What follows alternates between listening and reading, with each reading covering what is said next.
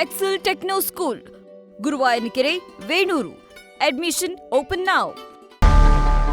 ಯಾವುದೇ ಯುದ್ಧ ತತ್ಕ್ಷಣ ನಿಲ್ಲಬೇಕು ಅಂತಂದ್ರೆ ಒಂದು ಶಾಂತಿಯ ಮಾತುಕತೆ, ಮತ್ತೊಂದು ಆ ಜಾಗವನ್ನು ಕ್ಯಾಪ್ಚರ್ ಮಾಡುವಂಥ ಒಂದು ಮಾರ್ಗ ಏನಿದೆ ಅದರ ಮುಖಾಂತರ ಒಂದು ಯುದ್ಧ ನಿಲ್ಲುತ್ತೆ.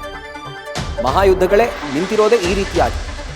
ಈಗ ಮಧ್ಯಪ್ರಾಚ್ಯಕ್ಕೆ 3500 ಯೋಧರನ್ನ ಅಮೆರಿಕ ನಿಯೋಜನೆ ಮಾಡಿದೆ. ಹೆಚ್ಚುವರಿಯಾಗಿ 3500 ಜನ, 3500 ಯೋಧರನ್ನ US ಕಳಿಸಿದೆ.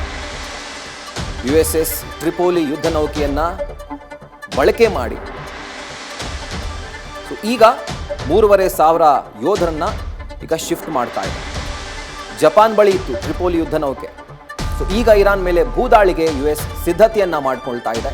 ಅದರ ಭಾಗವಾಗಿ 1500 ಮಂದಿ ಪ್ಯಾರಾಟ್ರೂಪರ್ಸ್, 3500 ಮಂದಿ ಸೋಲ್ಜರ್ಸ್ ಅಂದರೆ ಸೈನಿಕರು ಈಗ ಭೂದಾಳಿಗೆ ರೆಡಿ ಆಗ್ತಾ ಇದ್ದಾರೆ.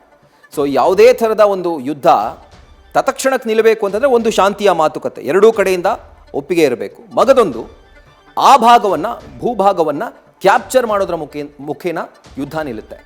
ಈಗ ಬಹುಶಃ US ಆ ಒಂದು ಪ್ಲಾನನ್ನು ಮಾಡ್ತಾ ಇದೆ.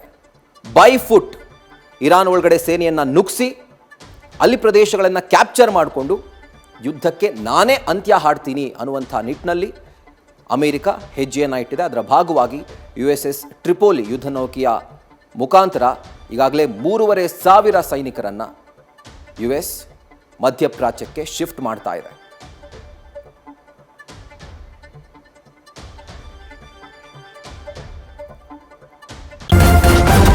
ನ್ಯೂಸ್ ಫಸ್ಟ್, ನಿರ್ಭೀತಿಯಿಂದ ನಿಮ್ಮ ಪರವಾಗಿ.